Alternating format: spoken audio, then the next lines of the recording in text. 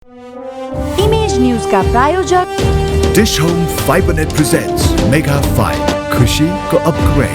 म पनि आजै नेपाल टेलिकमको एन्टी फाइबर सेवा लिन्छु। नेपाल टेलिकम राष्ट्रको सञ्चार। द बेस्ट सौर्य सिमेन्ट, रिद्धि सिद्धि सिमेन्ट, गुणस्तरको नयाँ स्तर। 4,000 यातायात व्यवसाय तथा 10,000 गाडीहरू जस्तै तपाईँ पनि ढुक्क हुनुहोस्।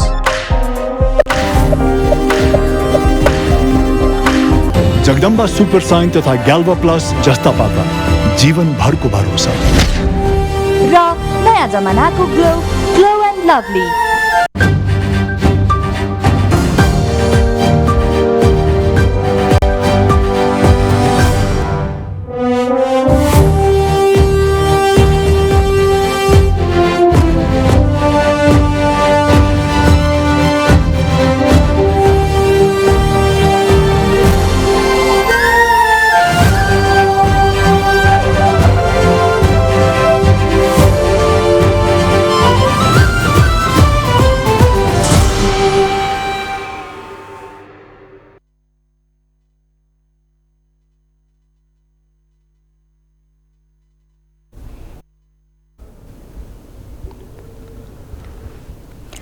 नमस्कार, साँझ 7 बजेको इमेज न्यूजमा स्वागत छ। सुरु गरौं हेडलाइन्सबाट।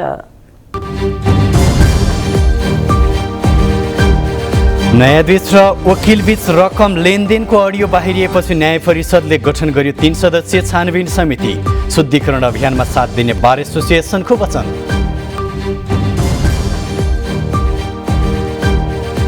संसदमा विचाराधीन नागरिकता विधेयक अघि बढाउन प्रधानमन्त्री देउबाको प्रस्ताव। शान्ति प्रक्रियाका बाँकी काम पूरा गर्ने विषयमा छलफल।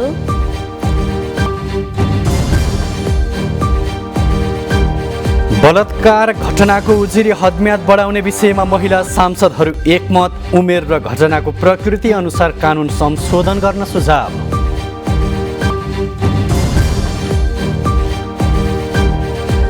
स्थानीय चुनावमा स्वतन्त्र उम्मेद्वारको सफलताले संघीय चुनावमा स्वतन्त्र उम्मेद्वारको लर्को लाग्ने लक्षण। पुराना दल र नेताहरूका लागि चुनौती। अफगानिस्तानमा आएको शक्तिशाली भूकम्पमा परि मृत्यु हुनेको संख्या 900 नाघ्यो। सयौं संरचना भत्किएकाले मृतकको संख्या अझै बढ्न सक्ने।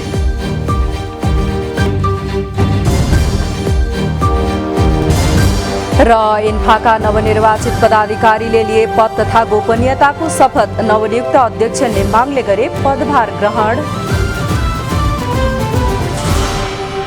इमेज न्यूज अब विस्तारमा। न्याय परिषदले घुस लेनदेन प्रकरणमा मुछिएका काठमाडौँ जिल्ला अदालतका न्यायाधीश राजकुमार कोइरालामाथि छानबिन गर्न 3 सदस्यीय छानबिन समिति गठन गरेको छ। ठगी आरोप लागेका व्यवसायी इच्छराज तामाङलाई धरौटीमा रिहा गर्न मोलमोलाई गरेको अडियो प्रकरण सार्वजनिक भएपछि न्याय परिषदको बैठकले न्याय परिषद सदस्य रामप्रसाद भण्डारीको संयोजकत्वमा उच्च अदालत पाटनका कायम मुकायम मुख्य न्यायाधीश महेश प्रसाद पुडासैनी र उच्च अदालत पाटनकै न्यायाधीश महेश शर्मा पौडेल सहितको छानबिन समिति गठन गरेको हो। न्याय परिषदले छानबिन समितिलाई छानबिन गरी सत्य तथ्य बुझेर प्रतिवेदन पेश गर्न 45 दिनको समय सीमा तोकेको छ। विवादित बनेका जिल्ला अदालतका न्यायाधीश कोइराला न्याय परिषदको यो निर्णयपछि स्वतः निलम्बनमा पर्नु भएको छ। न्याय परिषदमा उजुरी परेपछि प्रारम्भिक छानबिनपछि दोषी देखिए मात्रै छानबिन समिति गठन गर्ने कानुनी व्यवस्था छ। तर बुधबार बसेको न्याय परिषदको बैठकले प्रारम्भिक छानबिन गरिरहनु पर्ने नदेखिएको भन्दै सोझै छानबिन समिति गठन गरेको हो। यता नेपाल बार एसोसिएसनले बारका निवर्तमान कोषाध्यक्ष एवं अधिवक्ता रुद्र पोखरेल र काठमाडौँ जिल्ला अदालतका न्यायाधीश राजकुमार कोइराला बीचको अडियो सम्बन्धमा छानबिन गरी कारबाही गर्न माग गरेको छ। नेपाल बारकी महासचिव अन्जिता खनालले न्यायाधीश कोइराला र अधिवक्ता पोखरेल बीच ठगी आरोपित सिभिल सहकारीका सञ्चालक इच्छराज तामाङलाई धरौटीमा रिहा गर्न मोलमोलाई गरिएको अडियो सार्वजनिक प्रकरणको आधिकारिकता र सत्य तथ्य अनुसन्धान गरी कसैको संलग्नता पुष्टि भएमा कसुरदारलाई कानुनी दायरामा ल्याउन माग गर्नुभयो। प्रसाद पोखरेल र माननीय न्यायाधीश राजकुमार कोइराला बीचको जुन संवाद भयो त्यसपट्टि हाम्रो गम्भीर ध्यान आकर्षण गराउँदै हामीले उहाँहरूको यदि सत्य तथ्य सार्वजनिक भयो, यदि कसुरदार ठहरिनु भयो भने उहाँलाई चाहिँ कारबाही होस् भनेर हामीले बाले चाहिँ माग गर्यो। उहाँले व्यक्तिको नियतमाथिको प्रश्नसँग संस्था नजोडिएको भन्दै नेपाल बार एसोसिएसन न्यायालयको शुद्धिकरणमा लागिरहेको बताउनुभयो। उहाँले एसोसिएसनमा आबद्ध व्यक्तिहरूमा रहेको त्यस प्रकारको प्रवृत्ति निस्तेज गर्ने बताउनुभयो। मङ्गलबार ठगी आरोपित सिभिल सहकारीका सञ्चालक तामाङलाई धरौटीमा रिहा गर्ने विषयमा न्यायाधीश कोइराला र अधिवक्ता पोखरेल बीच भएको संवाद सार्वजनिक भएको थियो। यसैगरी सर्वोच्च बारले प्रेस विज्ञप्ति निकाली उक्त अडियो रेकर्ड संवादले न्यायालयको स्वतन्त्रता, गरिमा र सम्मान तथा कानुन व्यवसायको व्यावसायिक मर्यादा र निष्ठामाथि गम्भीर प्रहार गरेको ठहर गरेको छ। सर्वोच्च बारले सो घटनाको छानबिन गरी सत्य तथ्य पत्ता लगाई अनुचित र अमर्यादित कार्यमा संलग्न व्यक्तिलाई कारबाहीको माग समेत गरेको छ। यस्तै छानबिनबाट उचित निकास नआएसम्म विवादित व्यक्तिलाई जिम्मेवारीबाट अलग राख्न समेत सर्वोच्च बारले माग गरेको छ।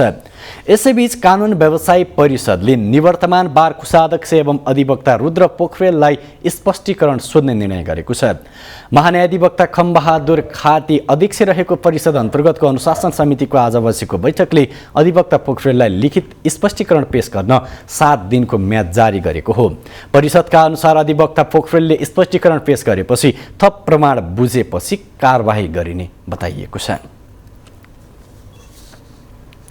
सर्वोच्च अदालतले तत्कालीन प्रधानमन्त्री केपी शर्मा ओलीले विभिन्न संवैधानिक निकायमा नियुक्त गरेका 52 जना पदाधिकारीको नियुक्तिको सक्कल फाइल झिकाउन आदेश गरेको छ।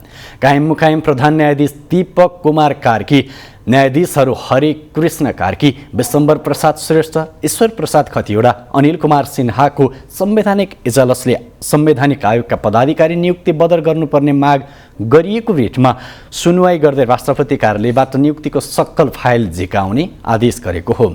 यस्तै इजलासले सोही समयमा न्याय परिषद सदस्यमा नियुक्त रामप्रसाद भण्डारीलाई विपक्षी कायम गर्न आदेश गरेको छ। कायम मुकायम प्रधान न्यायाधीश कार्की नेतृत्वको 5 सदस्यीय संवैधानिक इजलासमा आज वरिष्ठ अधिवक्ता दिनेश त्रिपाठी, अधिवक्ता ओम प्रकाश अर्याल, कृतिनाथ शर्मा, समृत खरेलको रिट एकैसाथ राखेर सुनवाई गरिएको हो।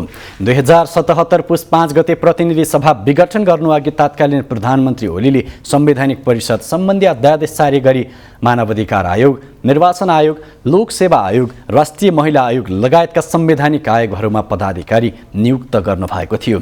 अध्यादेशबाट ल्याइएको संवैधानिक परिषद सम्बन्धी अध्यादेश र सोही अध्यादेश अनुसार भएको नियुक्ति खारेज गर्न माग गर्दै सर्वोच्चमा 4 वटा रिट दर्ता भएका थिए।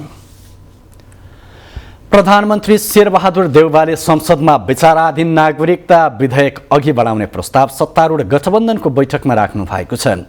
आज बालुवाटारमा बसेको बैठकमा नागरिकता विधेयक र शान्ति प्रक्रियाका बाँकी काम पूरा गर्ने विषयमा छलफल भएको थियो।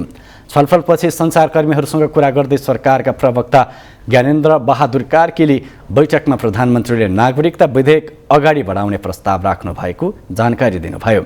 नेपाली पुरुषसँग बिहे गर्ने विदेशी महिलालाई 7 वर्षभित्र मात्र नागरिकता दिने प्रस्तावबारे भने कुनै बैठकले निर्णय नगरेको बताइएको छ। तत्कालीन नेपाल कम्युनिस्ट पार्टी नेकपाको प्रस्ताव अनुसार प्रतिनिधि सभाको राज्य व्यवस्था तथा सुशासन समितिले नेपाली पुरुषसँग बिहे गर्ने विदेशी महिलालाई सुरुमा राजनीतिक अधिकार नपाउने गरी आवासीय अनुमति पत्र दिने र 7 वर्षपछि मात्र नागरिकता दिने प्रस्ताव गरेको थियो। त्यसबेला नेपाली कांग्रेस र मधेस केन्द्रित दलहरूले हालकै व्यवस्था जस्तो तत्काल नागरिकता दिनुपर्ने मत राखेका थिए। तर बहुमतका आधारमा त्यतिबेला 7 वर्षीय प्रावधान राखेर नागरिकता विधेयकको प्रतिवेदन राज्य व्यवस्था समितिले टुङ्ग्याएर प्रतिनिधि सभा बैठकमा पेश गरिसकेको छ। नेकपा विभाजित भएर अहिले एमाले, माओवादी केन्द्र र एकीकृत समाजवादी बनेका छन्।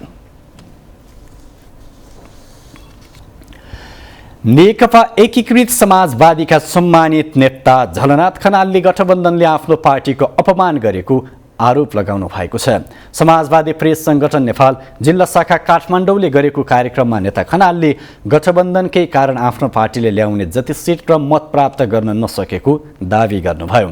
अहिले नै 9 लाख मतदाता पार्टीमा रहेको भनिए पनि त्यो संख्या झन्डै 20 लाख रहेको भन्दै स्थानीय तह निर्वाचनमा प्राप्त गरेको उपलब्धिलाई रक्षा गरी देश हितका लागि नमुना काम गर्नुपर्ने उहाँको भनाइ थियो। 9 लाख होइन, हामी 20 लाखभन्दा बढी मत छ हाम्रो घरि। त्यो 20 लाखभन्दा मत हामीले सङ्कलन गर्न सकेन। त्यसमा हाम्रा पनि केही त्रुटि कमजोरीहरू रहे र त्यो गठबन्धन जुन हो त्यो गठबन्धनले हामीलाई त बिल्कुलै अपमान गर्यो।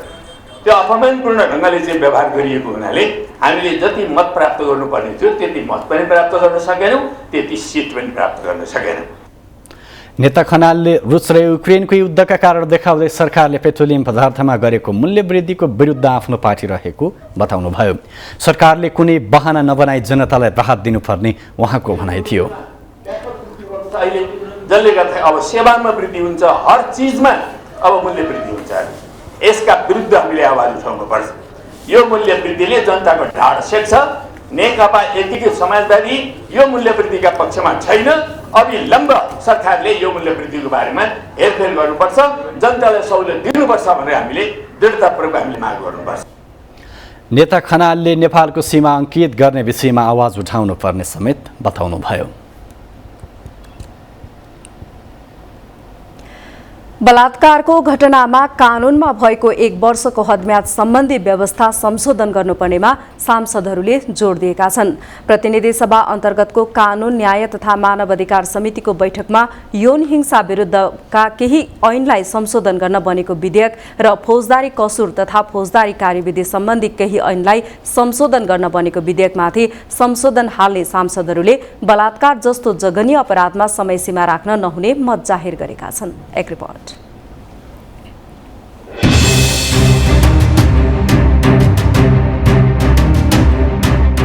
नेपाली कांग्रेसकी सांसद पुष्पा भुसालले बलात्कारको घटनामा उजुरी लिन हदम्याद राख्न नहुने धारणा राख्नुभयो। कानूनमा हदम्याद राख्दा अपराधीहरू एउटा घटनाबाट उम्किन साथ अर्को घटनामा संलग्न हुने भएको बताउँदै कानूनी व्यवस्था कडा हुँदा पनि बलात्कारको घटना न्यूनीकरण नभएको र अपराधी निरुत्साहित हुन नसकेको बताउनुभयो। हदम्याद नराख्दाखेरिको एउटा फाइदा के हुन्छ भने अपराधीले घटना घटेपछिको हदम्याद नागिसकेपछि उजुरी नपर्दाखेरि र हदम्याद नागिसकेपछि फेरि अपराधीले त्यो अपराधलाई दोहोऱ्याउने सम्भावनाहरू बढेको देखिएको कारणले पनि त्यो 1 वर्ष 2 वर्षको हदम्याद राख्ने बित्तिकै अपराधीले यो लागू भइसकेपछि अपराध घटिसकेपछि 2 वर्षभित्र भनौँ 1 वर्षभित्र हामीले न्यायको लागि नजानियो भने फेरि अपराधी यस्ता अपराध गर्नबाट उन्मुख हुन्छ। नेकपा माओवादी केन्द्रकी सांसद रेखा शर्माले बलात्कारको घटनामा मिलापत्र गराइनु आपत्तिजनक भएको भन्दै मिलापत्र गराउनेलाई पनि सजायको दायरा बढाउनु पर्ने बताउनुभयो। बलात्कार पीडित नाबालिकाको हकमा 18 वर्ष पुगेपछि कम्तीमा 5 वर्षसम्म उजुरी दिन सकिने व्यवस्था गरिनुपर्ने उहाँको भनाइ छ। नाबालिकाको हकमा बालिग भएपछि यहाँ अलि थोरै समय रहेछ, कम्तीमा पनि 5 वर्ष राखौँ। बालिग भइसकेपछि 18 वर्ष पुगेपछि कम्तीमा 5 वर्षसम्म पनि उजुरी दिन पाउने गराउँ भन्ने लाग्छ र फेरि यो जहिले पनि म्यादै नलाग्ने भन्ने हुँदाखेरिमा यो कानुनको दुरुपयोग हुन नपाओस् भन्ने कुरा पनि हाम्रो आशय हो। नेकपा एमालेका सांसद झपट रावलले विभिन्न उमेर समूह र प्रकृति अनुसार बलात्कारको घटनालाई वर्गीकरण गर्दै सोही अनुरूपको कानुनी व्यवस्था गर्नुपर्ने सुझाव दिनुभयो। नाबालकमा हुने बलात्कार अथवा रेपका सन्दर्भमा एउटा हामीले गर्नुपर्छ, नाबालकभित्र पनि समान उमेरका हकको सन्दर्भमा एउटा गर्नुपर्छ र त्यसपछि उमेर पुगेकाहरूका हकमा जो ज्येष्ठ नागरिकहरूको सन्दर्भमा एउटा गर्नुपर्छ। शारीरिक मानसिक हिसाबले जे भनेको छ त्यसको अर्को व्याख्या गर्नुपर्छ।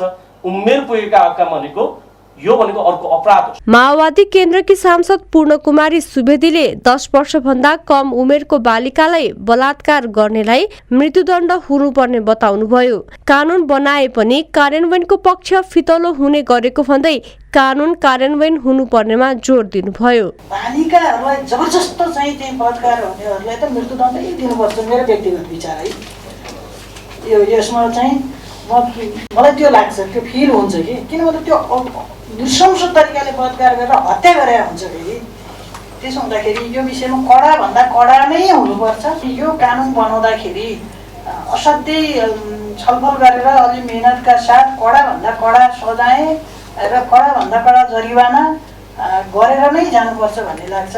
नेपाली कांग्रेसकी सांसद डिला संग्रौलाले बलात्कारको घटनामा उजुरी दिन सकिने विद्यमान कानुनी व्यवस्थाको समय सीमा अपर्याप्त रहेको जिकिर गर्नुभयो। यौन हिंसा जबरजस्ती करने संशोधन जुन उजुरी दिने म्याद जुन अपराध संहिता ऐन 2074 को दफा 229 अनुसार यदि कसैलाई जबरजस्ती करनी गरेको छ भने पीडितले कसूर भएको मितिले 1 वर्षभित्रमा चाहिँ दर्ता गरिसक्नुपर्छ भनेको छ। यसैमा चाहिँ हाम्रो ध्यान आकर्षण भएको छ।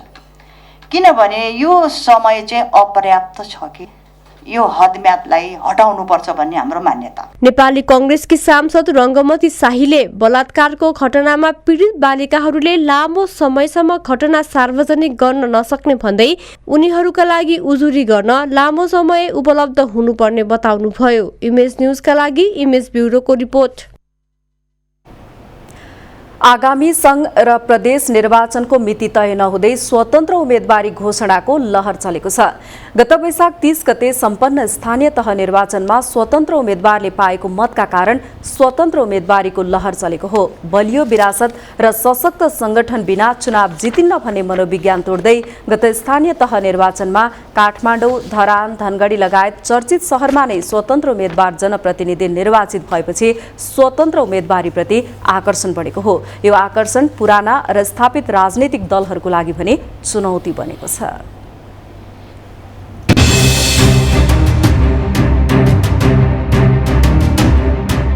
चर्चित टेलिभिजन प्रस्तुता रवि लामिछानेले मंगलबार 7 संकल्पसहित राष्ट्रिय स्वतन्त्र पार्टी घोषणा गर्नुभयो। सुरुमा अस्तित्वमा रहेकै दलहरूमध्येबाट राजनीति गर्ने चर्चा चले पनि अन्ततः लामिछानेले अलग्गै पार्टी घोषणा गर्नु पछाडि टेलिभिजन प्रस्तुताका रूपमा कमाएको चर्चालाई मुख्य आधार बनाएको देखिन्छ। लामिछानेले जसरी अलग्गै दल नबनाए पनि स्वतन्त्र उम्मेदवारी घोषणा गर्नेको लहर नै चलेको छ। अघिल्लो स्थानीय चुनावमा काठमाडौँ महानगरको मेयरमा प्रतिस्पर्धा गरेर सम्मानजनक भोट ल्याउन सफल रन्जु दर्शनाले काठमाडौँ क्षेत्र नम्बर 5 बाट उम्मेदवारी दिने घोषणा गर्नुभएको छ। गत वैशाख 30 गते सम्पन्न स्थानीय तह निर्वाचनमा काठमाडौँ महानगरको मेयरमा प्रतिस्पर्धा गर्नुभएका सुमन सामीले पनि आगामी निर्वाचनमा काठमाडौँ निर्वाचन क्षेत्र नम्बर 8 बाट उम्मेदवार बन्ने घोषणा गर्नुभएको छ। रेडियो नेपालमा लामो समयसम्म पत्रकारिता गर्नुभएका पत्रकार हरिशरण लामिछानेले पनि सामाजिक सञ्जाल मार्फत आगामी निर्वाचनमा उम्मेदवारी दिने घोषणा गर्नुभएको छ। काठमाडौँ निर्वाचन क्षेत्र नम्बर 1 बाट विवेकशील साझाका पूर्व नेता पुकार बम, काठमाडौँ 4 बाट आकर्षण पोखरेल र काठमाडौँ 6 बाट अब्दुस मियाले स्वतन्त्र उम्मेदवारी दिने घोषणा गर्नुभएको छ। स्वतन्त्र उम्मेदवार प्रतिको आकर्षण र राजनीतिमा नयाँ अनुहारको प्रवेशको संकेत के हो त? अब अहिले तपाईलाई पार्टीको लामो संघर्षको इतिहास देखाउनु पर्ने जमाना रहेन त। जनताको कन्सेप्ट हिजोभन्दा एकदमै भिन्न बिल्कुल छ, भिन्न छ। इन्डिपेन्डेन्ट मान्छेलाई उसले विश्वास गरेको छ, पुराना पार्टीलाई त्यति विश्वास गरेको छैन। स्वतन्त्र उम्मेदवारी प्रति आम मतदाताको आकर्षण र उम्मेदवारी घोषणाको प्रतिस्पर्धा पुराना तथा स्थापित राजनीतिक दलहरूको लागि भने चुनौती भएको विश्लेषण हुन थालेको छ। धरानमा कसरी जिते? धरान उन पार्टीका मान्छे हुन् र हुन चाहिँदो रहेछ नि त। पार्टीले पुरानो प्रवृत्ति र सोचलाई त्याग्दैन र आफ्नै कुरा ठिक लिडरसिपमा जान्छ भने त भोलि त भयङ्कर ठुलो तपाईँलाई चाहिँ यसले चाहिँ भोग्नुपर्ने अवस्था हुन्छ। हुन त यसअघि पनि वैकल्पिक राजनीतिक दल गठन गरेर नयाँ अनुहार राजनीतिमा नआएको होइन।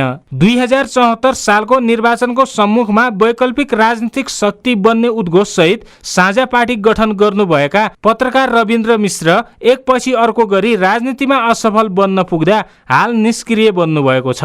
तर यही स्थानीय चुनावको नतिजा देखेर राजनीतिमा नयाँ अनुहार बनेर आउन चाहना राखेकाहरू कति सफल हुन्छन् आगामी दिनले देखाउनेछ। इमेज न्यूजका लागि क्यामेरा पर्सन राजेन्द्र नापितका साथ अक्कल कुँवर, काठमाडौँ। पूर्व सञ्चारकर्मी रवि लामिछानेको पार्टीको नाम विरुद्ध निर्वाचन आयोगमा उजुरी परेको छ। स्वतन्त्र उम्मेदवारी अभियानले उजुरी दिएको हो। रविको पार्टीका कारण स्वतन्त्र उम्मेदवारी घोषणा गरेका वा स्वतन्त्र उम्मेदवारीको तयारी गरेका स्वतन्त्र व्यक्ति, समूह, संस्थालाई गम्भीर आघात पुगेको अभियानको निष्कर्ष छ। लामिछानेले हिजो पार्टी दर्ताका लागि निवेदन दिनुभएको थियो। उहाँले निवेदन दिएको भोलिपल्ट दुई समूहले आयोगमा स्वतन्त्र शब्द राखेर पार्टी दर्ता नगर्न निवेदन दिएका हुन्। आयोगले पार्टी दर्ताको निवेदन र यी निवेदनसँगै राखेर प्रक्रिया अघि बढाउने प्रवक्ता शालिग्राम शर्मा पौडेलले जानकारी दिनुभयो। स्वतन्त्र उम्मेदवारी अभियानका संयोजक डम्बर साहु, काभ्रेका मनोज पण्डित र विश्व साइकल यात्री पुष्कर शाह लगायत 4 जनाले अर्को निवेदन दिएको प्रवक्ता शर्माले जानकारी दिनुभयो। उनीहरूले स्वतन्त्र शब्दको आफ्नै महत्व भएको र आफूहरू स्वतन्त्र उम्मेदवारी दिने अभियानमा रहेकाले कुनै पार्टीको नाममा स्वतन्त्र हुन नहुने तर्क गरेका छन्। आयोगले दल दर्ताका लागि निवेदन दिएको 45 दिनभित्र निर्णय गरिसक्नुपर्ने कानुनी व्यवस्था रहेको छ। संसदीय समितिले पेट्रोलियम पदार्थको खपत कम गरी स्वच्छ ऊर्जाको उपभोग बढाउने बारे नीतिगत प्रबन्ध गर्न सरकारलाई निर्देशन दिएको छ। संघीय संसद राष्ट्रिय सभा अन्तर्गतको दिगो विकास तथा सुशासन समितिको सिंहदरबारमा बसेको बैठकले विद्युतीय सवारी साधनसँगै पेट्रोलियम पदार्थको खपत प्रतिस्थापन गर्ने उपकरणको प्रयोगलाई प्रोत्साहन हुने गरी काम गर्न ऊर्जा, जलस्रोत तथा सिँचाइ मन्त्रालयलाई निर्देशन दिएको हो। इन्धनको बढ्दो मूल्यले नागरिकको जीविकोपार्जनमा ठूलो प्रभाव पारेको तथा मुलुकको अर्थतन्त्रमा दीर्घकालीन असर पर्ने भएकाले वैकल्पिक ऊर्जाको उपलब्धता र सम्भावना बारे अध्ययन गर्न समितिले निर्देशन दिएको छ।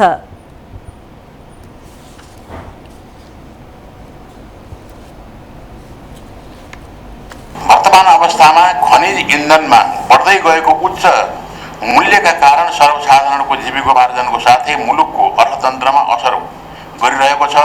साथै खनिज इन्धनको प्रयोगका कारण वातावरणमा पनि प्रतिकूल असर परेको अवस्थामा पेट्रोलियम पदार्थको खपत कम गर्न र स्वच्छ ऊर्जाको उपभोग बढाउने सम्बन्धमा नेपाल सरकार ऊर्जा, जलस्रोत तथा सिँचाइ मन्त्रालयलाई 3 महिनाभित्र कार्यक्रम सहितको रोडम्याप बनाई समितिमा उपलब्ध गराउन निर्देशन दिन्छ।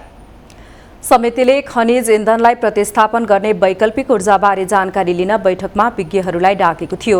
बैठकमा नेपाल आयल निगमका कार्यकारी निर्देशक उमेश प्रसाद थानीले सरकारले ऊर्जाको व्यवस्थापनमा चासो नदिए मुलुक भयावह अवस्थामा पुग्ने चेतावनी दिनुभयो। अहिलेको विद्युत महसुल तिरेर कसैले इन्डक्सन चुलो नबाल्ने भन्दै महसुल घटाएर सरकारले नागरिकलाई विद्युतीय सामग्रीको प्रयोगमा प्रोत्साहन दिनुपर्ने उहाँको भनाइ थियो। देशभित्र उत्पादन हुने वस्तु इलेक्ट्रिसिटी र एक थोपा पनि उत्पादन वस्तु पेट्रोलियम पदार्थ यो विषयमा हामीले केही विषय सोच्नुपर्छ र चाहिँ चाँडै के भने अब इलेक्ट्रिसिटी भेहिकलका कुराहरू पनि छन्। डेभलप कन्ट्रीमा युरोपतिर चलाएको ट्रामका विषय पनि कुरो छ। जब इलेक्ट्रिसिटी बढी हुन्छ भने त्यसको व्यवस्थापन गर्नु पर्यो भनेर मेरो फेरि पनि ऊर्जा सङ्कट होइन, ऊर्जा व्यवस्थापनमा हामीले ध्यान पुर्याउनुपर्छ। सांसदहरूले विद्युतको महसुल कम गरी विद्युतीय ऊर्जालाई प्रोत्साहन गर्न सरकारलाई सुझाव दिएका छन्। भौतिक पूर्वाधार तथा यातायात मन्त्रालयले दक्षिण एसियाका 4 देशबीच भएको BBIAN सन्धिका कारण इम्बोस्ड नम्बर प्लेटमा अंग्रेजी भाषा प्रयोग गर्नु परेको प्रष्टीकरण दिएको छ। संसदको राज्यका निर्देशक सिद्धान्त, नीति र दायित्वको कार्यान्वयन अनुगमन तथा मूल्याङ्कन समितिको आज बसेको बैठकमा मन्त्रालयका सचिव गोपाल प्रसाद सिग्देलले भुटान, बंगलादेश, भारत र नेपाल बीच भएको BBIAN सन्धिका कारण इम्बोस्ड नम्बर प्लेटमा अंग्रेजी भाषा प्रयोग गर्नु परेको बताउनुभयो। उहाँले दक्षिण एसियामा सिमलेस ट्रान्सपोर्ट गर्ने सम्झौता भएको र त्यसो गर्दा अंग्रेजी भाषाका अङ्कहरू सबै देशका संयन्त्रहरूले पढ्न सक्ने हुनाले अंग्रेजी भाषा राखिएको प्रश्न पार्नुभयो। सोच बनाएर BBIAN सम्झौता भएछ। त्यो सम्झौताले हाम्रो नेपाली प्लेटमा भएका चिजहरू पनि अंग्रेजी अङ्क हुँदाखेरि सबै देशमा सहजै पढ्न सक्ने र त्यहाँको पनि अब अहिले यो डिजिटलाइज मेकानिजमले त्यहाँको संयन्त्रले पनि रिड गर्न सक्ने, यो गाडीको नम्बर अरू इन्फर्मेसन होइन, गाडीको नम्बर मात्रै चाहिँ रिड गर्न सक्ने भन्ने खालको चाहिँ यसको एउटा व्यवस्था हो। उहाँले इम्बोस्ड नम्बर प्लेट बनाउन 2073 सालमा सम्झौता गरिएको भन्दै सम्झौता गर्दा सम्बन्धित कम्पनी कालो सूचीमा नपरेको भन्दै सम्झौता पश्चात कालो सूचीमै परे पनि तत्काल ठेक्का सम्झौता रद्द नहुने कानुनी व्यवस्था रहेको जानकारी दिनुभयो। इम्बोस्ड नम्बर प्लेटमा अंग्रेजी अक्षर रहेको नम्बर प्लेट बनाउने कम्पनीसँगको आर्थिक लेनदेनमा जबरजस्ती जडान गराउन खोजेको भन्दै विरोध भइरहेको छ। बैठकमा नेकपा एमालेका सांसद भीम रावलले सरकारले जेल हाले पनि आफ्नो गाडीमा इम्बोस्ड नम्बर प्लेट जडान नगर्ने बताउनुभयो। मलाई 3 वर्ष जेल हाल्ने सोह्र प्रयास म आधार राख्दै जबसम्म नेपाल सरकारले सम्पूर्ण कुरा प्रश्न पार्दैन। नेपाल सरकारले के त्यतिकै फरमान जारी गर्ने यो निरङ्कुश व्यवस्था हो र? यो उत्तरदायी व्यवस्था। अनि मान्छेलाई धम्की दिएर तिमीलाई जेल हालिदिन्छु 1500 कति मान्छेलाई हाल्दो रहेछ, हामी पनि उत्रियो भने के हुन्छ? यस्तो कुरा चल्दैन। बैठकमा भौतिक पूर्वाधार तथा यातायात मन्त्री रेणुकुमारी यादवलाई बोलाए पनि उहाँ उपस्थित हुनु भएन।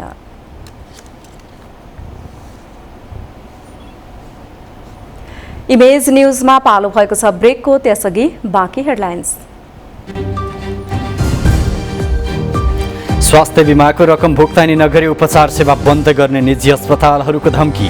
सरकारको गलत नीतिले 5 वर्षभित्र निजी लगानीका अस्पताल बन्द हुने जिकिर। खर्चको विवरण नबुझाउने स्थानीय तहका उम्मेद्वारलाई कारबाहीको सिफारिस गर्न मातहत कार्यालयलाई आयोगको निर्देशन। असार 12 भित्र विवरण बुझाइसक्नुपर्ने। आयात बराबरको विदेशी मुद्रा ल्याउन नसके मुलुक श्रीलङ्काकी अवस्थामा पुग्ने गभर्नर अधिकारीको चेतावनी। समग्र आर्थिक क्षेत्र समेटिने गरी मौद्रिक नीति ल्याउने भनाई। अब बाँकी न्युज। स्वास्थ्य बिमा गरेका नागरिकको उपचार रकम सरकारले असार 20 गतेसम्म भुक्तानी नगरे 2 अस्पतालले उपचार सेवा बन्द गर्ने धम्की दिएका छन्। झापा स्थित बीएनसी र विराटनगरको नोभेल मेडिकल कलेजले काठमाडौँमा पत्रकार सम्मेलन गरी सरकारले स्वास्थ्य बिमा गरेका बिरामी उपचार गरेको रकम असार 20 गतेसम्म भुक्तानी नगरे उपचार सेवा बन्द गर्ने बताएका हुन्। बीएनसी मेडिकल कलेजका सञ्चालक दुर्गा प्रसाईले सरकारी अस्पतालमा 8 करोड पुग्दा सेवा बन्द गर्ने निर्णय गरिसकेकाले आफूहरूले पनि बन्द गर्न सरकारले बाध्य बनाएको आरोप लगाउनुभयो। सरकारले ल्याएको बिमा नीतिमा जनतालाई सबै कुरा निशुल्क भनेर भ्रम छरिएको उहाँको टिप्पणी छ।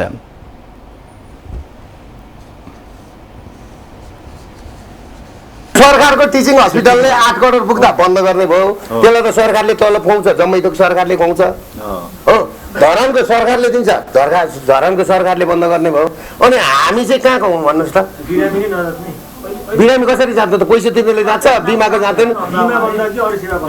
बिमा सेवा बन्द नि अरू त कहाँ बन्द हुन्छ? भ्रम छर्दिएको छ नि मान्छेलाई। बिमा गरेपछि जम्मै फेरि हुन्छ भन्ने नि कुरो बुझ्नु होइन। बिमाको एउटा क्राइटेरिया छ, यो दबाई दिने, यो दबाई दिने, यो औषधि गर्ने होइन। यो पनि उनीहरूले खुलाउनु पर्यो। र सबैभन्दा बेस्ट के हो भन्दाखेरि यदि साँच्चै बिमा गर्ने हो भने 1 लाख सरकारले बरु 1 लाख नदियोस् न, 35,000 या 50,000 दियोस्। जस्तो बिमितलाई 1 लाखको दबाई पुगेछ हस्पिटलमा पनि नि 50,000 सरकारले बियोज दियोस्, 50,000 बिमितले तिर्छ नि। सञ्चालक प्रसाईले आगामी 5 वर्षमा नेपालमा सञ्चालनमा रहेका निजी अस्पताल बन्द हुने दावी गर्नुभयो। उहाँले सरकारको नीतिले आगामी वर्षभित्र सबै निजी लगानीका अस्पताल बन्द हुने बताउनुभयो। प्रसाईले गोविन्द केसीले अनसन बसेर ल्याइएको पछिल्लो चिकित्सा शिक्षा ऐनका कारण यी सबै कलेज बन्द हुने तर्खरमा रहेको दावी गर्नुभयो। प्रसाईले नेपालमा नर्सिङ पढाइ नहुने र भएका नर्स विदेशतर्फ जाने क्रम बढेपछि 5 वर्षपछि नेपालले भारत वा अन्य तेस्रो मुलुकबाट नर्स ल्याउनु पर्ने जिकिर गर्नुभयो। निर्वाचन आयोगले स्थानीय तहका उम्मेदवारहरूले खर्च विवरण नबुझाए कारबाही सिफारिस गर्न मातहतको कार्यालयलाई निर्देशन दिएको छ। स्थानीय तह निर्वाचन ऐन र नियमावलीको प्रावधान अनुसार परिणाम घोषणा भएको 30 दिनभित्र जिल्ला वा क्षेत्रीय निर्वाचन कार्यालयमा उम्मेदवारले खर्च विवरण बुझाउनु पर्छ। स्थानीय तहको निर्वाचन वैशाख 30मा भएको थियो। काठमाडौँ महानगरपालिकाको सबैभन्दा ढिलो जेठ 12 मतपरिणाम घोषणा भएको थियो। यसअनुसार पनि असार 12 भित्र सबै उम्मेदवारले खर्च विवरण बुझाइसक्नुपर्ने आयोगले जनाएको छ। आयोगले सबैभन्दा बढी महानगरको प्रमुख र उपप्रमुखमा 7,50,000 रुपैयाँसम्म खर्च गर्न पाउने सीमा निर्धारण गरेको थियो। हालसम्म सम्बन्धित उम्मेदवारले कानुन बमोजिम बुझाउनु पर्ने निर्वाचन खर्चको विवरण बुझाइ नबुझाएको यकिन नभएको निर्वाचन आयोगले जनाएको छ। यदि उम्मेदवारहरूको विवरण छुट्टै तयार गरी आवश्यक कारबाहीको लागि सिफारिस सहित आयोगमा पठाउन पनि निर्वाचन आयोगले मातहतका निकायलाई निर्देशन दिएको छ। मनसुन सुरु भएसँगै सरुवा रोगको जोखिम उच्च हुने भएकाले स्वास्थ्यमा विशेष ध्यान दिने चिकित्सकहरूले आग्रह गरेका छन्। यति बेला खानेपानीको मुहान नै प्रदूषित हुने हुँदा आउँ, हैजा, झाडा पखाला, हेपाटाइटिस र जन्डिस जस्ता रोगको जोखिम अधिक हुने उनीहरूको भनाइ छ। काठमाडौँका अस्पतालमा बढ्दो चापले समेत यो अवस्थाको सङ्केत गरेको छ। एक रिपोर्ट।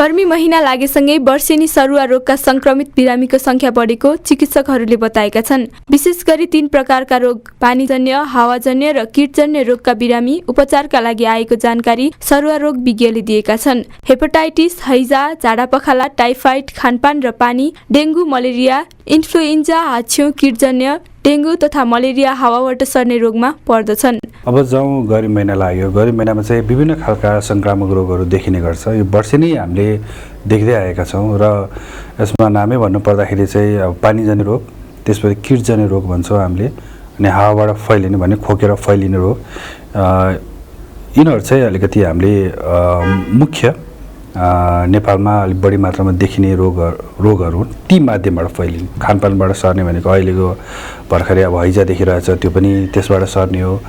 झाडा पखाला भइहाल्यो, त्यसपछि हेपाटाइटिस जसलाई सर्वसाधारणले जन्डिस भनेर नाम दिन्छ। मौसम परिवर्तन हुनासाथ आउने यस्ता किसिमका रोगबाट बच्न आम नागरिकले आफ्नो खानपान तथा जीवनशैलीमा ध्यान दिनुपर्ने चिकित्सकहरूले बताएका छन्। खानपानको लापरवाहीका कारण यस्ता रोगले मानिसलाई मृत्युको मुखसम्म पुर्याउने भएकाले सचेत रहन उनीहरूले भनेका छन्। जुन एउटा हामीलाई थाहा भएको कुरालाई जब हामीले त्यसलाई चाहिँ व्यवहारमा लागू गर्दैनौँ तब चाहिँ यो सम्भवतः हरेक वर्ष जस्तो चाहिँ हामी प्रभावित नै भइरहेछौँ। अब दुःख पाउँछ, अझ धन व्यवस्था गऱ्यो भने मृत्यु समेत हुन सक्दछ होइन। त्यसले गर्दाखेरि यस्तो कुराहरूमा चाहिँ सुन्ने, पढ्ने, लेख्ने मात्र होइन, यसलाई चाहिँ हामीले आफ्नो चाहिँ व्यवहारमा पनि लागू गर्न सक्यो भने अनि राम्रो हुन्छ। यो हाम्रो पाटो भयो। पक्कै पनि अब सरकारको पक्षबाट पनि आफ्नो कर्तव्य छ अनुगमनहरू होइन, खानेकुरा पानीको अनुगमनहरू गर्नु पर्यो, बेलैमै सचेतनामूलक कार्यक्रमहरू गरिदिनु पर्यो। बर्खायाम सुरु भएसँगै आएका बाढी पहिरो तथा जथाभावी थुप्रिएका फोहोरबाट निस्किएको दुर्गन्धका कारण वातावरण प्रदूषित हुने जोखिम उच्च छ। बढ्दो शहरीकरण, त्यसमाथि दूषित हावापानी र खानपानको सन्तुलन नमिल्दा आउँ, हैजा, झाडापखाला जस्ता घातक सरुवा रोगहरूको जोखिम उच्च हुँदै गएको छ। हिउँदको तुलनामा बर्खामा संक्रामक रोग अधिक हुने भएकाले खानपान र जीवनशैलीमा ध्यान दिनु आवश्यक छ। इमेज न्युजका लागि क्यामेरामा राममान डङ्गोलका साथमा मालती घुरासैनी, काठमाडौँ। चालु आर्थिक वर्षको 11 महिना बित्दा कर्णाली प्रदेश सरकारको बजेट खर्च 30% मात्रै भएको छ। चालु आर्थिक वर्षमा 36,54,66,35,000 विनियोजन गरेको कर्णाली प्रदेश सरकारले 11.5 अर्ब बजेट मात्रै खर्च गर्न सकेको हो। प्रदेश सरकारले पुँजीगततर्फ विनियोजित 21,65,39,00,000 बजेटमध्ये 25.04% मात्र खर्च गरेको छ। त्यस्तै चालुतर्फ विनियोजित 11,49,27,27,00,000 मध्ये 38.92% बजेट खर्च भएको छ। प्रदेश सरकारले चालु आर्थिक वर्षको 22 दिनभित्र बाँकी करिब 24 अर्ब बढी बजेट खर्च गर्नुपर्नेछ। मुख्यमन्त्री तथा मन्त्री परिषदको कार्यालयले कुल बजेटको 14.87%, आर्थिक मामिला तथा योजना मन्त्रालयले कुल बजेटको 54.03% बजेट खर्च गरेका छन्। उद्योग, पर्यटन तथा वन वातावरण मन्त्रालय 34.95% बजेट खर्च गर्दा जलस्रोत तथा ऊर्जा विकास मन्त्रालयले 29.64% बजेट खर्च गरेको छ। भूमि व्यवस्था, कृषि तथा सहकारी मन्त्रालयले 40.33% बजेट खर्च गरेको छ। असार मसान्तसम्म थप 45% बजेट खर्च गरी कुल बजेटको 75% हाराहारीमा बजेट खर्च गरिने आर्थिक मामिला तथा योजना मन्त्रालयले जनाएको छ। पोखरा महानगरपालिकाका मेयर धनराजा आचार्यले पर्यटनलाई केन्द्रमा राखेर नीति तथा कार्यक्रम प्रस्तुत गर्नुभएको छ। आज आर्थिक वर्ष 2079-80 का लागि नीति तथा कार्यक्रम सार्वजनिक गर्दै पर्यटनलाई केन्द्रमा राखेर महानगरका समस्या सम्बोधन र त्यसको समाधान खोजिने बताउनुभयो। कृषि, स्वास्थ्य र पूर्वाधार, शिक्षा, सुशासन, वित्तीय पहुँच लगायत विषयलाई नीति तथा कार्यक्रममा प्राथमिकता दिएको उहाँको भनाइ छ। आगामी वर्षमा छाडा चौपाया नियन्त्रण गरी सडकलाई पूर्ण रूपमा छाडा चौपाया मुक्त बनाइने, सार्वजनिक पार्किङ, ट्राफिक व्यवस्थापन, ल्यान्डफिल्ड, पोखरा सिटीलाई व्यवस्थित बनाउने महानगरको योजना छ। कृषि क्षेत्रमा भएका समस्या समाधान गरी कृषकलाई प्राविधिक कृषिमा प्रोत्साहन, स्थानीय उत्पादनलाई ब्रान्डिङ गर्ने नीति तथा कार्यक्रममा उल्लेख गरिएको छ।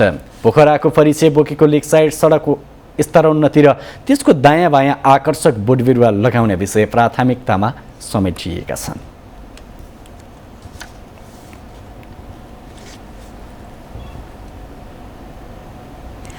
बागमती प्रदेश सरकारले युरिया मल कारखाना स्थापनाको लागि आवश्यक अध्ययनका लागि काठमाडौँ विश्वविद्यालयसँग सम्झौता गरेको छ।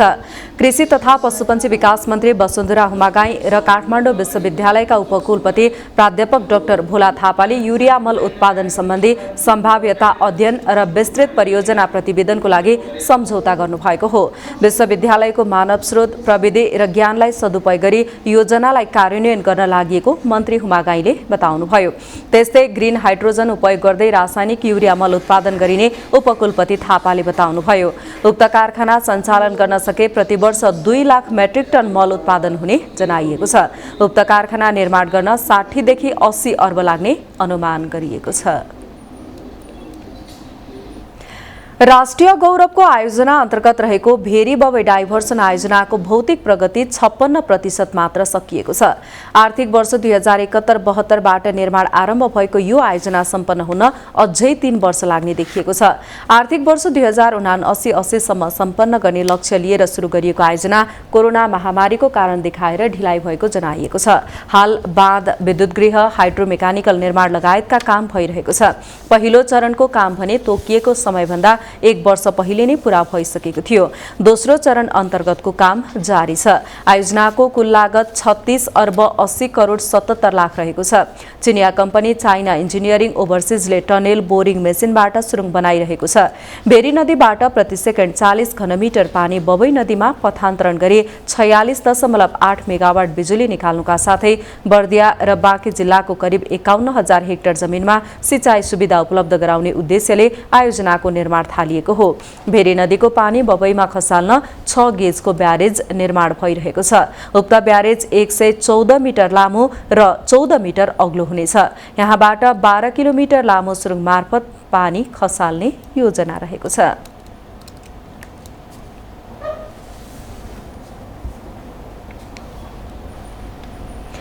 सुदूरपश्चिम प्रदेशमा पछिल्ला दिनमा कोरोना भाइरसबाट संक्रमित हुनेको संख्या बढ्न थालेको छ। गएको 24 घण्टामा पीसीआर र एन्टिजेन पद्धतिबाट नमूना परीक्षण गरिएका मध्ये 5 जनामा कोरोना भाइरसको संक्रमण देखिएको छ। स्वास्थ्य निर्देशनालय दिपायलको तथ्याङ्क अनुसार सिमानाकामा 293 जनाको नमूना परीक्षण गरिएको थियो। पछिल्लो 1 हप्तामा 11 जनामा कोरोनाको संक्रमण देखिएको छ। गएको फागुनियता यो रोगका कारण हुने मृत्युदर भने 0 छ। भारतमा यो रोगको संक्रमण बढेसँगै नेपालमा पनि संक्रमण बढ्ने जोखिम देखिएको सीमा नाकामा खटिएका स्वास्थ्य कर्मीहरू बताउँछन्। भारतबाट फर्किनेमा कोरोना संक्रमण देखिन थालेको बताइएको छ। नाकाबाट भित्रिनेहरू आफ्नो नमूनाको नतिजा नआउँदै गन्तव्यमा हिँड्दा समस्या भइरहेको स्वास्थ्य कर्मीहरूको भनाइ छ। सुदूरपश्चिम प्रदेशमा हालसम्म खोप दिनुपर्ने लक्षित जनसङ्ख्या मध्ये अधिकांशले पूर्ण मात्राको खोप पाइसकेको निर्देशनालयले जनाएको छ। बालबालिकालाई खोप दिने तयारी भइरहेको छ। कोरोना भाइरसको सम्भावित जोखिम हुन नदिन सुरुका वर्षको तुलनामा हाल अस्पताल र स्वास्थ्य संस्थामा आवश्यक पूर्वाधार जुटेको भए पनि दक्ष जनशक्तिको भने अझै अभाव रहेको छ। ललितपुर महानगरपालिकाले स्नेहाज केयर संस्थालाई भेट एम्बुलेन्स हस्तान्तरण गरेको छ। ललितपुर महानगर क्षेत्रमा जनावरको व्यवस्थापनका लागि एम्बुलेन्स प्रदान गरेको ललितपुर महानगरपालिकाले जनाएको छ। ललितपुर महानगरलाई स्मार्ट सिटी बनाउन जनावरको व्यवस्थापन आवश्यक रहेको भन्दै स्नेहाज केयरसँग सहकार्य गरेको जनाएको छ। महानगर प्रमुख श्री बाबु महर्जनले नगर क्षेत्रमा घाइते र बेवारिसी अवस्थामा रहेका चौपायाको उचित व्यवस्थापन र उपचारका लागि भेट एम्बुलेन्स प्रयोग हुने जानकारी दिनुभयो। ललितपुर महानगरपालिकाले एउटा स्मार्ट सिटी बनाउने हो। यो स्मार्ट सिटीका बनाउनको निमित्त यसका धेरै अवयवहरू छन्। त्यो मध्ये चाहिँ महानगरभित्र रहेका अव्यवस्थित सामुदायिक कुकुरहरू, चौपायाहरू र यसलाई चाहिँ व्यवस्थापन गर्ने हो। र यो भनिरहँदाखेरि यो व्यवस्थापनका पनि धेरै आयामहरू छन्। तर त्यो मध्ये मुख्य एउटा महत्त्वपूर्ण कुरा भनेको चाहिँ अब यी चौपायाहरू कुनै पनि घाइते हुँदाखेरि अथवा दुर्घटना भयो, घाइते भयो भने त्यसलाई चाहिँ उठाएर लान सकिँदैन। तसर्थ हामीले चाहिँ स्नेहाज केयरसँग चाहिँ एउटा सहकार्य गरौँ। हामीले चाहिँ यो भेट एम्बुलेन्स चाहिँ आजको मिटिङमा हामीले उहाँहरूलाई चाहिँ हस्तान्तरण गर्यौँ। स्नेहाज केयरले ललितपुर महानगर क्षेत्रमा बिरामी र घाइते भएका जनावरको उद्धार गरी सेल्टरमा राखेर उपचार गर्दै आएको छ। कोरोना महामारीका कारण भएको लकडाउनका बेला स्नेहाज केयरले सामुदायिक कुकुर, परेवा, बाँदर लगायतका जनावरलाई सडक गल्लीमा पुगेर खानेकुरा खुवाउने व्यवस्था गरेको थियो।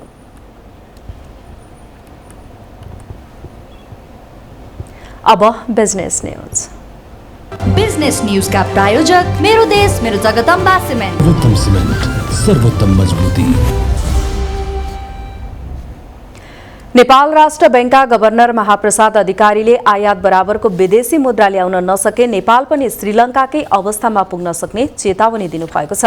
आज काठमाडौँमा आयोजित कार्यक्रममा गभर्नर अधिकारीले अत्याधिक आयातले विदेशी मुद्रा सञ्चितै रित्तिँदै गएकाले अब आयात बराबरको विदेशी मुद्रा ल्याउन नसके नेपाल पनि श्रीलङ्काकै अवस्थामा पुग्ने बताउनु भएको हो। उद्योगी व्यवसायी लगायत सबैले नेपाली उत्पादन बढाएर विदेशी मुद्रा आर्जन गर्ने सोच राखे मात्रै मुलुकको अर्थतन्त्र लयमा आउने उहाँको भनाइ थियो। सर्वसाधारणले बाहिर बसेर पसिना बगाएर ल्याएको कुरा जिम्मा दिएका छन् त्यसलाई हामीले सही सदुपयोग गर्नु पर्यो उत्पादन आन्तरिक उत्पादन बढाउने कुरामा लाउनु पर्यो गभर्नर अधिकारीले मौद्रिक नीति जादुको छडी नभएको भन्दै राष्ट्र बैंकको उद्देश्य अनुरूप सन्तुलित र समग्र आर्थिक क्षेत्र समेट्ने गरी मौद्रिक नीति ल्याइने बताउनुभयो मौद्रिक नीति कुनै एउटा क्षेत्र व्यक्तिभन्दा पनि समग्र अर्थतन्त्रको माग अनुसार लिएर आउने गरेको जिकिर थियो यी नीतिहरू कुनै एउटा क्षेत्रलाई कुनै एउटा ग्रुप अफ पिपुललाई अथवा कुनै व्यक्ति विशेषलाई भन्दा पनि समग्र अर्थतन्त्रको डिमान्ड के हो अर्थतन्त्रले के चाहन्छ हामीले एउटा सुरक्षित हिसाबले एउटा सिस्टमलाई अर्थतन्त्रलाई स्थायित्व दिनलाई लिनुपर्ने नीतिहरू के हुन् गभर्नर अधिकारीले गत वर्षको मौद्रिक नीति अर्थतन्त्रको स्थायित्व दिनको लागि ल्याए पनि केही क्षेत्रमा असर परेको स्वीकार गर्नुभयो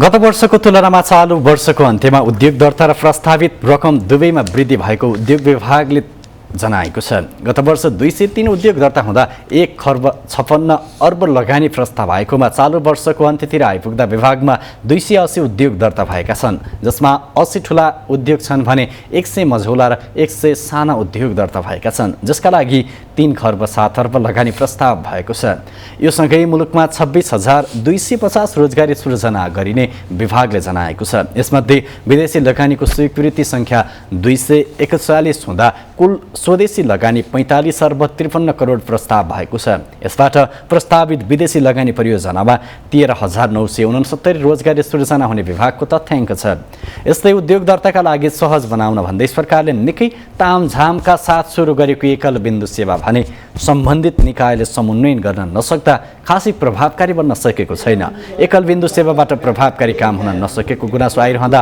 विभाग पनि यो केन्द्रबाट सबै काम टुङ्ग्याउन नसकेको बताउँछ पूर्वाधार चाहियो सडक बनाउन पर्यो भौतिक पूर्वाधार मन्त्रालयसँग सम्बन्धित छ अरू लाइसेन्स लिनु पर्यो अरू निकाय छ राजस्व करका छन् विदेशी विनिमय राष्ट्र बैंकले स्वीकृत गर्छ भिसा दिनु पर्यो भने अध्यागम हुन्छ धेरै ठाउँमा जाँदा लगानीको कर्ताहरूलाई ह्यासल भयो भनेर हामीले एकै ठाउँमा राखेका छौँ तर अब अहिले केही मिडल लेभलसम्मका कामहरू चाहिँ एकल बिन्दु सेवा केन्द्रबाट धेरै निकायहरूले गरेका छन् तपाईँको चाहिँ जस्तै राष्ट्र बैंकका पनि एउटा मोडरेट लेभलसम्मका कामहरू भिसाका धेरै कामहरू यहीँबाट टुङ्गिन्छन् तर जुन सोचका साथ हामीले सबै काम यहाँबाट टुङ्गाउन सकेका चाहिँ छैनौँ धितोपत्र बोर्डले निरन्तर शेयर बजार घट्नुको प्रमुख कारण नेपाल राष्ट्र बैंकले लिएको 4/12 को नीति भएको आरोप लगाएको छ भोलिपल्ट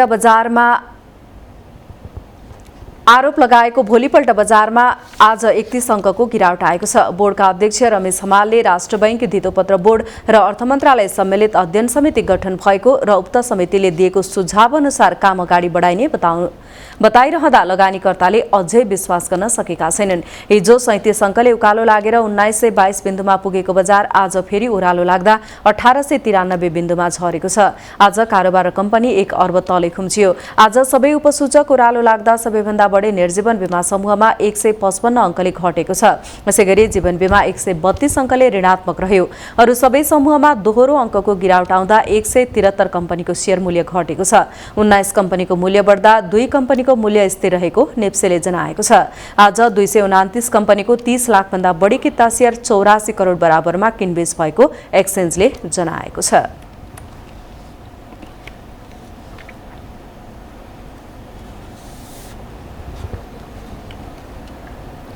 15 वर्ष यता हरेक नेपालीको चिर परिचित फेभर ब्रान्डले आगामी 2 महिनामा बुटौल र नारायणगढमा स्टोर सञ्चालनमा ल्याउने भएको छ अहिले यो ब्रान्डले काठमाडौँ विराटनगर बिर्तामोड र पोखराबाट सामान बिक्री गर्दै आएको छ अन्तर्राष्ट्रिय स्तरमा आफ्नो छुट्टै स्थान बनाएर औद्योगिक सफलता प्राप्त गरिरहेको कम्पनीले नेपालमा 7 वटा प्लाट्रेनमा स्टुडियो बनाएको छ चर्चित घरायसी सामानको ब्रान्ड फेभरले विश्व बजारमा Italy Sweden France Turkey Argentina र छिमेकी मुलुक भारतमा समेत सामानको उत्पादन गर्दै आएको छ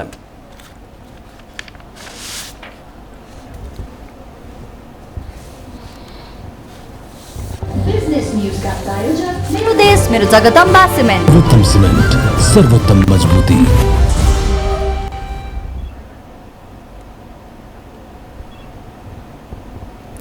इमेज न्युजमा पालो भएको छ ब्रेकको, त्यसअघि बाँकी हेडलाइन्स। रुस र लिथुआनिया बीच सम्बन्ध बिग्रिँदै लिथुआनियाको अवरोधले रुसको कालिनिग्रादमा सामान पठाउन समस्या।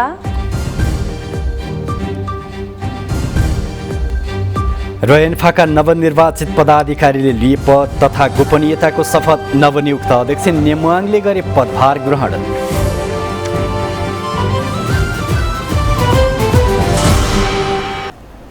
अब स्पोर्ट्स न्यूज।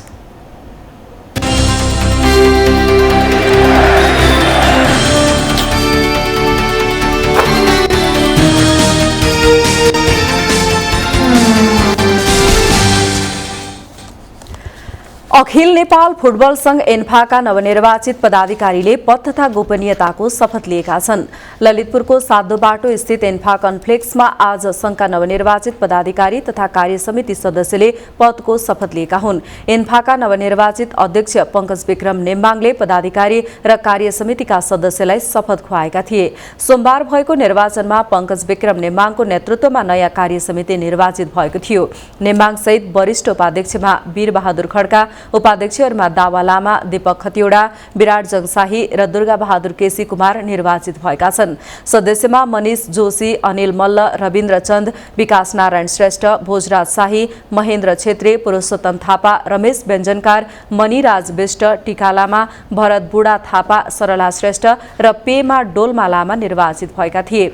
शपथ कार्यक्रममा पदाधिकारी सहित सबै कार्यसमितिका सदस्य उपस्थित थिए। शपथ ग्रहणको कार्यक्रम सकिएपछि नवनियुक्त अध्यक्ष नेम्बाङले पदभार ग्रहण गरेका थिए। कर्मा छिरिङ शेर्पालाई हराउँदै एन्फा अध्यक्षमा नेम्बाङ निर्वाचित भएका हुन्।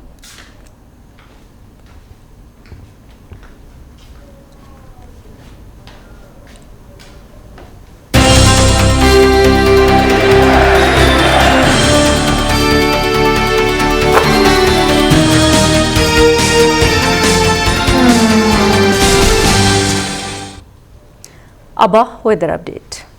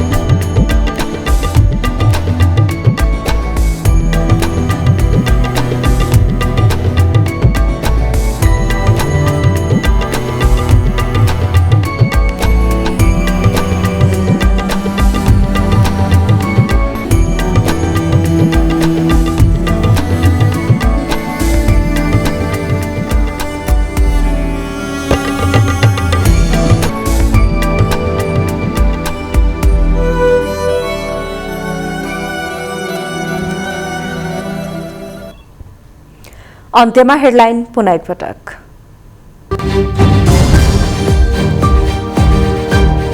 न्यायाधीश र वकिलबीच रकम लेनदेनको अडियो बाहिरिएपछि न्याय परिषदले गठन गर्यो 3 सदस्यीय छानबिन समिति। शुद्धिकरण अभियानमा साथ दिने बार एसोसिएसनको वचन।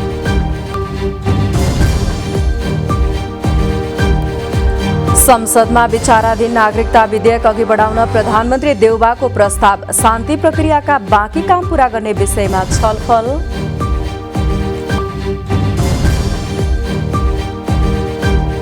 बलात्कार घटनाको उजुरी हदम्याद बढाउने विषयमा महिला सांसदहरू एकमत। उमेर र घटनाको प्रकृति अनुसार कानुन संशोधन गर्न सुझाव।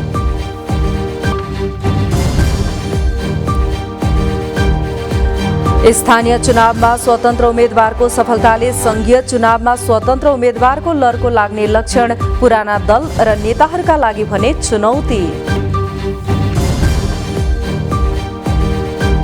अफगानिस्तानमा आएको शक्तिशाली भूकम्पमा परि मृत्यु हुनेको संख्या 900 नाघ्यो।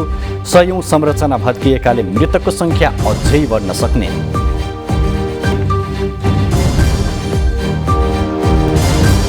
र इन्फाका नवनिर्वाचित पदाधिकारीले लिए पद तथा गोपनीयताको शपथ। नवनियुक्त अध्यक्ष नेम्बाङले गरे पदभार ग्रहण।